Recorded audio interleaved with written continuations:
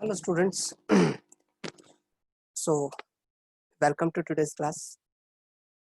In the last lecture we were discussing about your oxidation states of group 16. ठीक है, हालांकि हम complete कर चुके थे बट आज हम फिर से वहीं से शुरू करेंगे.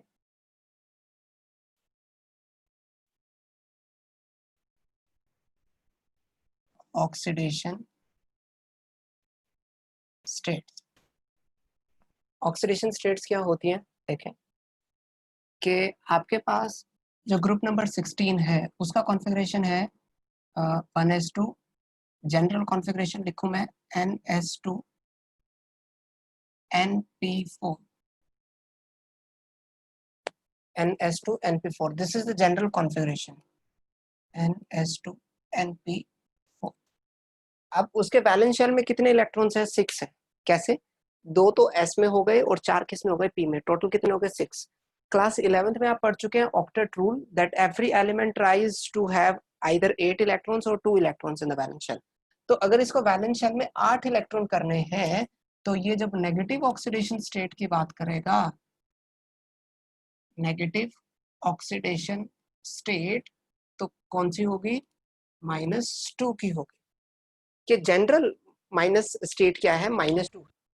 लेकिन अब मैं बात करूं अगर ऑक्सीजन की, ऑक्सीजन के पास -2 होती है, -1 होती है. ठीक है, -1 कब होती है? पर ऑक्साइड में.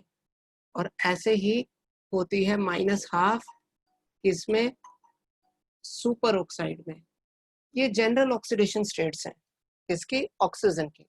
कि सबसे कॉमन तो -2 है नो डाउट, लेकिन उसके अलावा -1 और -12 भी वो शो करता है. ठीक है. अगर मैं बात करूं किसकी? पॉजिटिव ऑक्सीडेशन स्टेट की. पॉजिटिव ऑक्सीडेशन स्टेट में हो सकता है वो सिर्फ और सिर्फ जो है इन 2 अनपेयर्ड इलेक्ट्रॉन का यूज करे बॉन्ड बनाने में, तो उसकी ऑक्सीडेशन स्टेट क्या आ जाएगी? +2. उसके साथ साथ अगर उसने ये 2 इलेक्ट्रॉन भी यूज कर दिए तो +4, और ये s के इलेक्ट्रॉन भी यूज कर लिए तो +6. +2 भी होगा, +4 भी होगा और +6 भी होगा. और हमें पता है कि डाउन द ग्रुप जो है, down the group stability of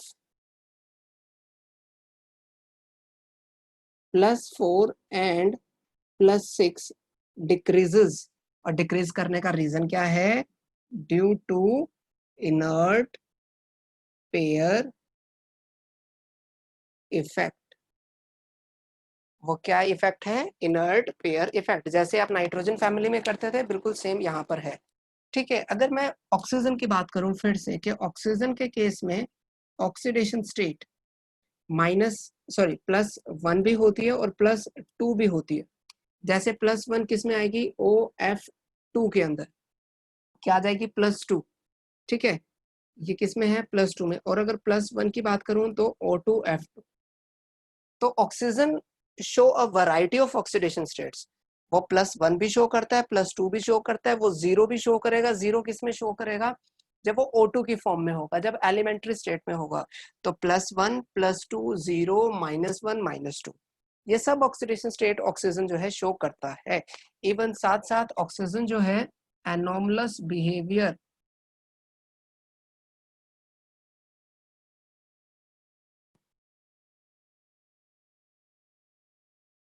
of oxygen, anomalous behaviour of oxygen.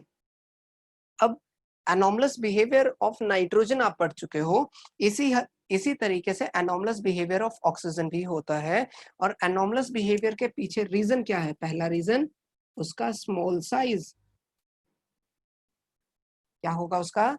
Small size. दूसरा रीजन क्या होगा? दूसरा रीजन होगा हाई इलेक्ट्रोनेगेटिविटी. High electronegativity. और थर्ड क्या होगा? थर्ड होगा एब्सेंस ऑफ डी ऑर्बिटल्स. ठीक है. एब्सेंस ऑफ डी ऑर्बिटल का मतलब क्या है? एब्सेंस ऑफ डी ऑर्बिटल का मतलब है, इसका मतलब है it means the maximum covalency of oxygen is 4 while others can expand their valency up to 6 using empty d orbital। क्या ये बात हम पहले पढ़ चुके हैं? बिल्कुल पढ़ चुके हैं। किसके केस में? नाइट्रोजन के केस में। नाइट्रोजन के केस में हमने कहा था कि नाइट्रोजन 5 बॉन्ड नहीं बनाता। क्यों नहीं बनाता? क्योंकि उसके पास एम्प्टी डी ऑर्बिटल नहीं होता। नाइट्रोजन के पास 4 ऑर्बिटल है। कौन सा? एक एस के और 3 पी के। ऐसे ही ऑक्सीजन के पास भी है, एक एस है और 3 पी है। तो इसके पास ऑर्बिटल कितने हैं? 4 है। डी ऑर्बिटल इसके पास है नहीं। अगर डी ऑर्बिटल इसके पास नहीं है तो इसका मतलब है वो सिर्फ और सिर्फ 4 ऑर्बिटल का यूज करेगा। 4 ऑर्बिटल का अगर यूज किया तो बॉन्ड कितने बनेंगे? 4 बनेंगे। लेकिन जब दूसरे ऑर्बिटल हैं वो कितने बॉन्ड बना सकते हैं? 6 बॉन्ड बना सकते हैं। 6 बॉन्ड कैसे बनाएंगे? कि वो क्या करेंगे, उसके पास एस ऑर्बिटल होगा, उसके अंदर 2 इलेक्ट्रॉन, उसके पास पी ऑर्बिटल होगा जिसके अंदर 4 इलेक्ट्रॉन, और उसके पास एम्प्टी डी ऑर्बिटल भी होगा। तो वो क्या करेगा, अपने पी के 1 इलेक्ट्रॉन को यहां से उठाकर यहां भेज देगा।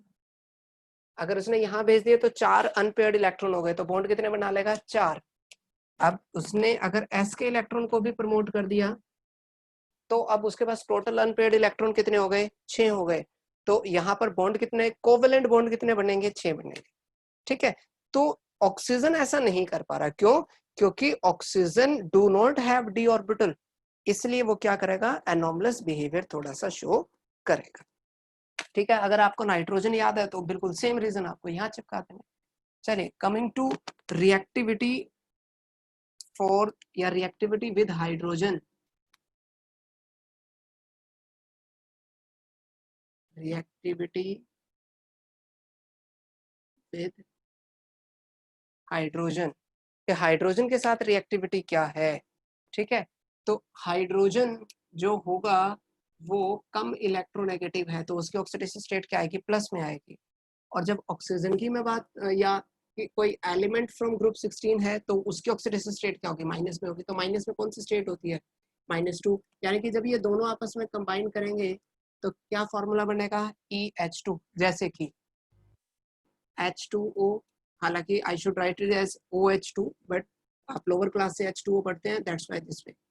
H2O, H2S, H2SE, H2TE। ठीक है। और पोलोनियम हाइड्रोजन के साथ हमारे पास अभी तक उसका कंपाउंड नहीं बना है। ठीक है। लेकिन अगर वो बना तो वो क्या बनेगा? H2PO। ठीक है, H2PO। बड़ा सिंपल सा है। अगर हम इसके क्वेश्चंस की बात करें, पहला क्वेश्चन, थर्मल स्टेबिलिटी।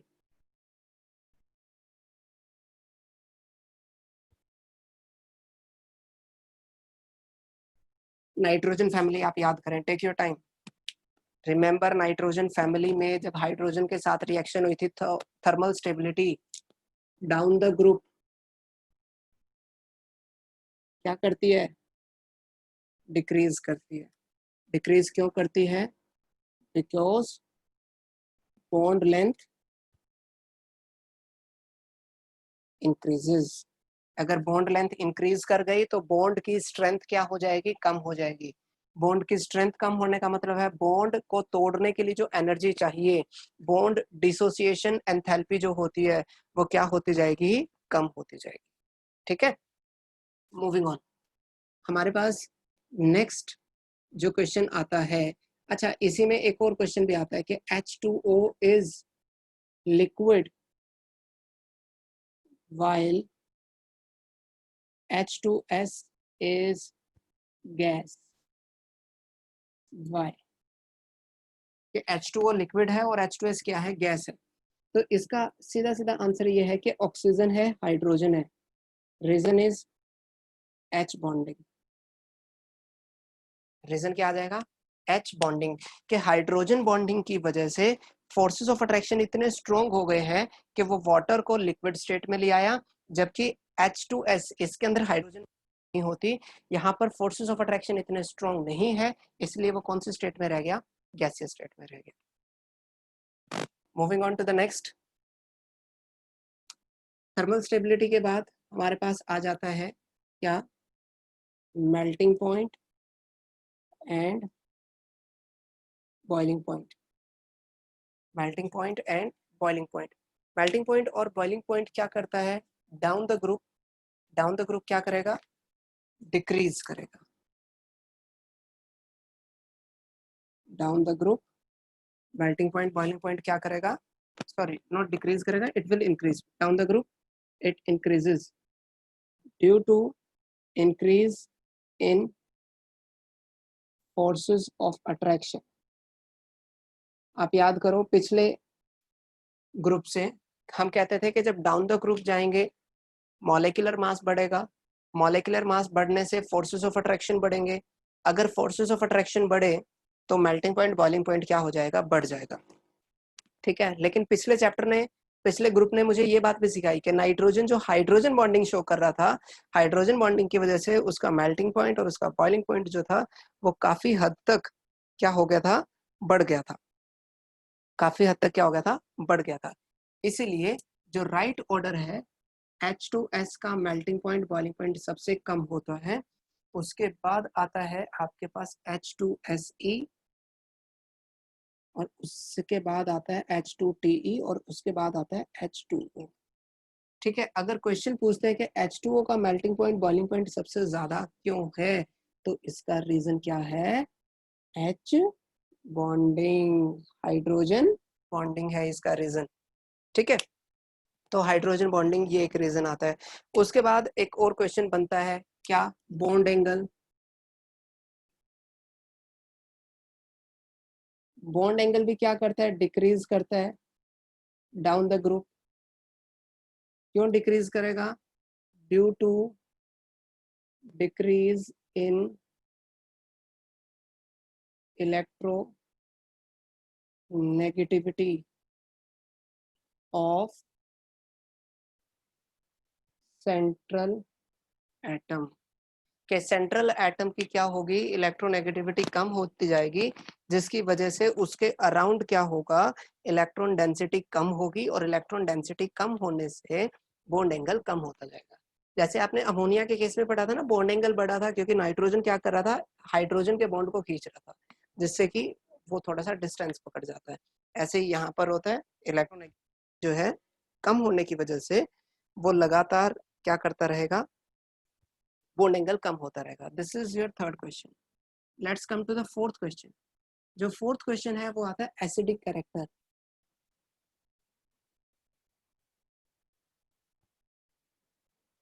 वो क्या करता है? इंक्रीज करता है due to, sorry, down the group.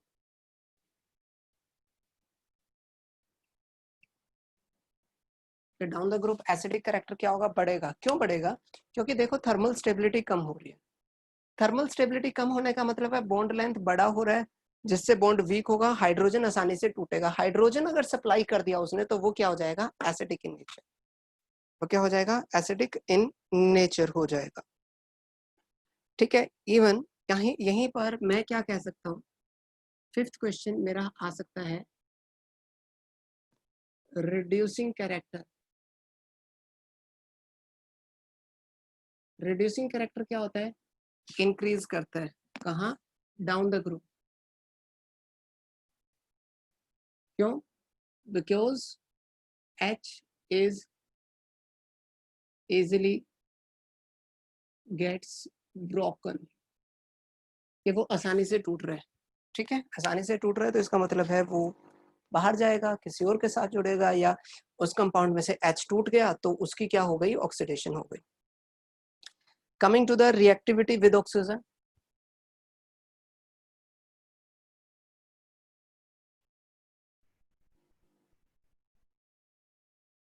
With oxygen, when it comes to reactivity with oxygen, यहाँ पर सीधी सी बात है कि भाई ऑक्सीजन के साथ अगर आप जोड़ रहे हो तो आपके पास वैरायटी ऑफ कंपाउंड्स मिलेंगे, क्योंकि एलिमेंट के पास प्लस में देखो कौन कौन से ऑप्शन है, +2 है, +4 है, +6 है, +2 +4 +6, और माइनस में जब आप जाओगे ऑक्सीजन के लिए तो O2 आएगा, यानी कि यहाँ से आपको EO2 भी EO मिलने वाला है, E2O भी मिलने वाला है, और E3 E2O3 EO2 ये भी मिलने वाला है। Means variety of oxides you will have. ठीक है, इवन अगर मैं बात करूं ऑक्सीजन की अगर मैं बात करता हूं किसकी, ऑक्सीजन की, तो ऑक्सीजन में क्या होगा, ऑक्सीजन दूसरे ऑक्सीजन के साथ जब रिएक्ट करेगा तो एक कंपाउंड बनाता है क्या, O3, ओजोन। ये सबको पता है, क्लास 10th से आप लोग पढ़ते आ रहे हैं। यहाँ पर भी कुछ छोटे मोटे क्वेश्चन आ जाते हैं, जैसे कि सल्फर डाइऑक्साइड है, ये गैस होता है, सेलेनियम डाइऑक्साइड सॉलिड होता है। जो मेन क्वेश्चन है वो ये आता है कि SO2 is reducing agent, SO2 is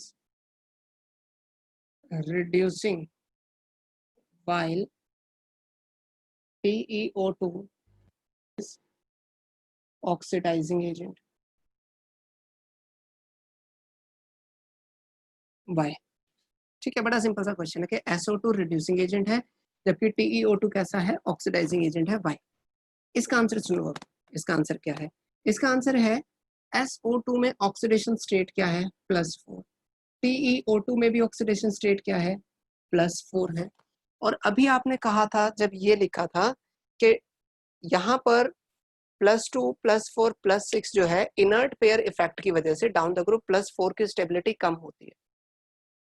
TeO2 तो ग्रुप में सबसे नीचे है, अगर वो ग्रुप में सबसे नीचे है तो इसका मतलब है वो +4 में इतना ज्यादा स्टेबल नहीं है। अगर वो इतना ज्यादा स्टेबल नहीं है तो वो किस में कन्वर्ट होगा, +2 के अंदर कन्वर्ट होगा।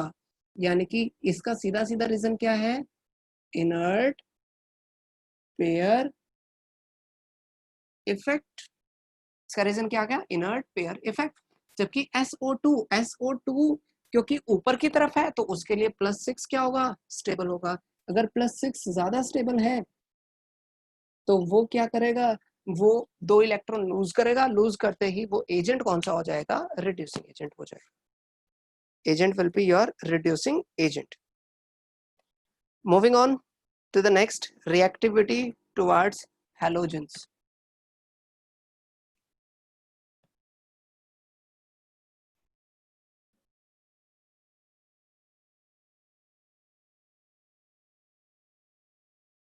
X की ऑक्सीडेशन स्टेट माइनस में होगी, A की ऑक्सीडेशन स्टेट प्लस में होगी, +2 हो सकती है, +4 हो सकती है, +6 हो सकती है। यानी कि EX2 भी बनेगा, EX4 भी बनेगा और EX6 भी बनेगा। E क्या है, E is any element from group number 16। ऐसे बहुत सारे जो है कंपाउंड्स बन सकते हैं।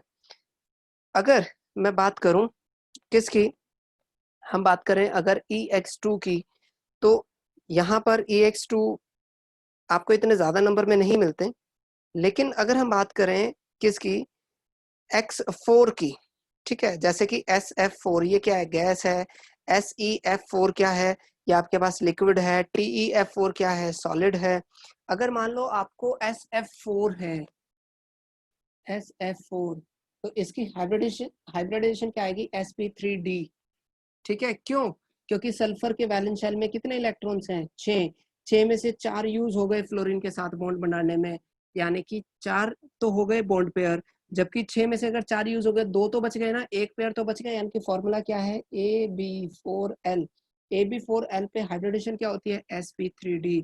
और उसकी शेप कैसी होती है, वो कुछ मिलती है ट्रायंगुलर बाय पिरामिडल से मिलती जुलती सी, लेकिन एक जगह क्या है, एक जगह है लोन पेयर, और लोन पेयर को हम लोग काउंट नहीं करते। तो ये कैसा दिखेगा, ये दिखेगा C100, कैसा दिखेगा, C100 जैसा सा दिखाई देगा।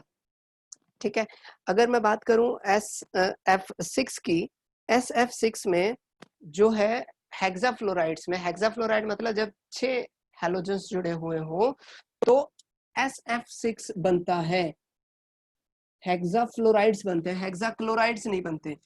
SCl6 आपने नहीं पढ़ा, SBr6 आपने नहीं पढ़ा, आप क्या पढ़ते हो? SF6। एक क्वेश्चन ये आता है कि SF6 एग्जिस्ट करता है, SCl6 एग्जिस्ट नहीं करता। क्यों नहीं करता?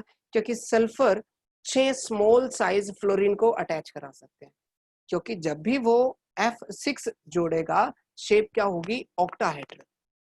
शेप क्या होने वाली है?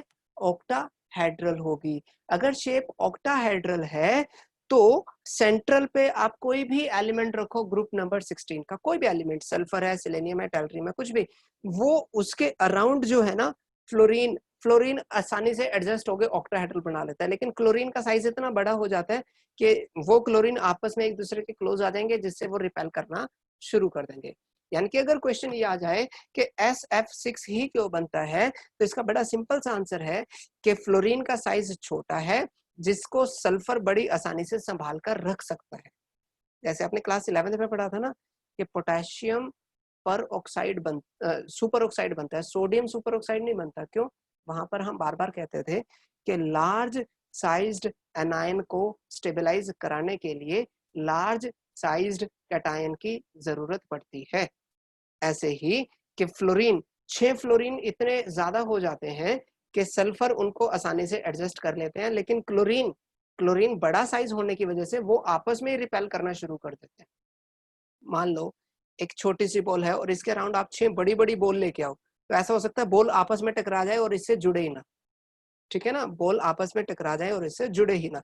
देखो ये बात कैसी है? ये बात ठीक वैसी है कि आपके पास 1 2 3 4 5 6 और आपने यहाँ पर एक छोटी सी बॉल रखी हुई थी ये, ठीक है, छोटी सी बॉल रखी हुई है, लेकिन क्या ये यहाँ पर किसी के साथ जुड़ी? नहीं जुड़ी। तो ऐसे ही यहाँ पर कि क्लोरीन जो होता है ना वो इतना बड़ा हो जाता है साइज में कि वो आपस में एक दूसरे के साथ रिपेल करना शुरू कर देगा। अगर रिपेल करना शुरू कर दिया तो वो सेंट्रल एटम से नहीं जुड़ेगा। लेकिन SF6 के केस में क्या है? ये सल्फर है और फ्लोरीन क्या है? छोटा है, 1 2 3 4 5 और एक 6। ठीक है, वो इस हिसाब से क्या कर सकता है? एडजस्ट कर सकता है। लेकिन क्लोरीन के केस में सिचुएशन उल्टी हो जाती है, क्लोरीन बड़ा हो जाता है, सल्फर छोटा हो जाता है, इसलिए वो उसको संभाल के नहीं रख पाता। ठीक है, तो ये हमारी हुई किसकी बात? Reactivity towards halogens.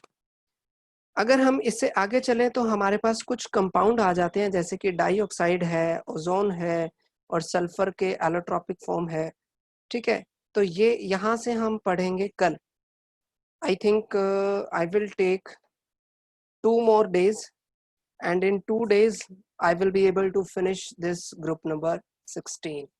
ठीक है, तो ग्रुप 16 कंपैरेटिवली ग्रुप 15 से छोटा भी है, इजी भी है, और 16 छोटा है, 17 और छोटा है, और 18 सबसे ज़्यादा छोटा ग्रुप है।